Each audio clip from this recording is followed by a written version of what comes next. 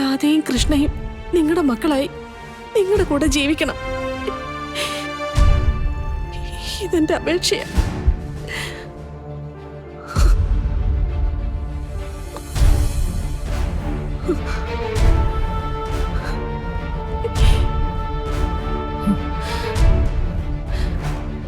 ഇത്രയേറെ ത്യാഗം ചെയ്ത ഒരാളാണ് എന്റെ മുന്നിൽ നിൽക്കുന്നതെന്ന് എനിക്ക് മനസ്സിലായില്ലേ മാഡം? ഇത്രയും കാലം എന്റെ മകളെ നീ സംരക്ഷിച്ചു. നിന്നോട് എത്ര നന്ദി കാണിച്ചാലും മതിയാവില്ല. എനിക്കും എന്റെ മോക്കും വേണ്ടി നീ നിന്റെ സ്വന്തം ജീവിതം തന്നെ നഷ്ടപ്പെടുത്തി. എന്നിട്ട് ശ്രീനിവാസ് തിരിച്ചു വന്നപ്പോ ഞങ്ങൾ തമ്മിലുള്ള പിണക്കെല്ലാം മാറ്റി ഒന്നിച്ച് ജീവിപ്പിക്കാനായിട്ട് ശ്രമിക്കുന്നു. എന്റെ ജന്മം തന്നെ നിന്നെ കാൽക്കൽ വെച്ചാലും അത് മതിയാവുക തങ്കം.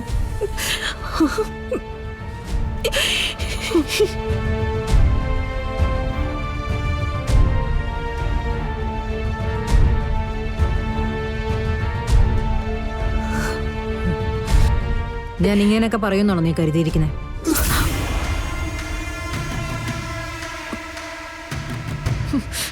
നിനക്കും അയാൾക്കും എന്നെ എന്നും വീട്ടിലേക്കാന്നാണോ കരുതിയിരിക്കുന്നത്? ഇതാരാ ഈ കള്ളക്കഥയുടെ പിന്നില്? ആ ശ്രീനിവാസായിരിക്കും അല്ലേ? മാഡം, ഞാൻ പറയുന്ന കേക്ക്. എനിക്ക് കേക്കണ്ട. ഈ നിൽക്കുന്ന കൃഷ്ണ നിനക്കും അയാൾക്കും ജനിച്ച മകളാന്ന് എനിക്കറിയാം. അല്ല, ഇങ്ങനൊരു നുണക്കഥയും മെനഞ്ഞ് നിന്നെ ഇങ്ങോട്ട് അയച്ച അയാളുണ്ടല്ലോ, എവിടെയാ? ആ ഗേറ്റിന് പുറത്ത് കാത്തു നിൽക്കുന്നുണ്ടോ, അതോ അണിയറയിൽ ഒതുങ്ങി നിൽക്കുകയാണോ? മാഡം, ഞാൻ മാഡത്തിന്റെ കാല് പിടിക്കാം.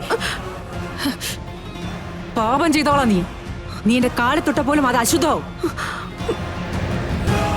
ചെന്ന് അയാളോട് പറഞ്ഞേക്ക, അയാളുടെ വേഷക്കെട്ടുകളെല്ലാം കണ്ട് നടുങ്ങിപ്പോയവളല്ല സിത്താരയെന്ന്. അങ്ങനെ സിത്താര ജീവിച്ചിട്ടുണ്ടെങ്കിൽ, ജയിച്ച് കാണിച്ചിട്ടുണ്ടെങ്കിൽ അത് അയാളോട് പ്രതികാരം ചെയ്യാൻ വേണ്ടി മാത്രമാണെന്ന് പറഞ്ഞേക്കാം.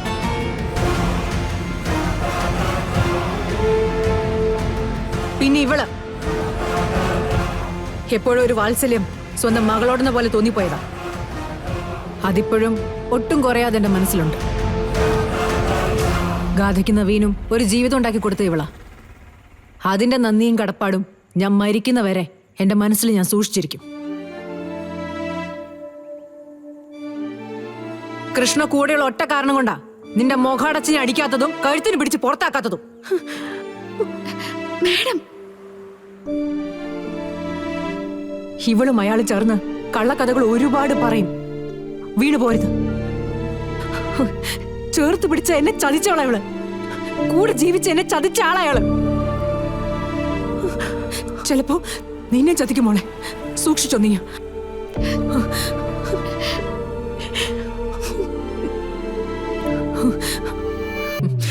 നീ സ്വയം ഇറങ്ങി പോകുന്നോ അതോ ഞാനായിട്ട് പിടിച്ചിറക്കി വിടണോ? വേണ്ട മാഡം, ഞാൻ ഇറങ്ങിക്കൊള്ളാം. ഒരമ്മയോട് പറയാവുന്ന ഏറ്റവും വലിയ സത്യം ഞാൻ പറഞ്ഞത്. പക്ഷെ അത് കള്ളമാണെന്ന് മാഡം പറഞ്ഞു. ഇനി എനിക്കൊന്നും പറയാനില്ല.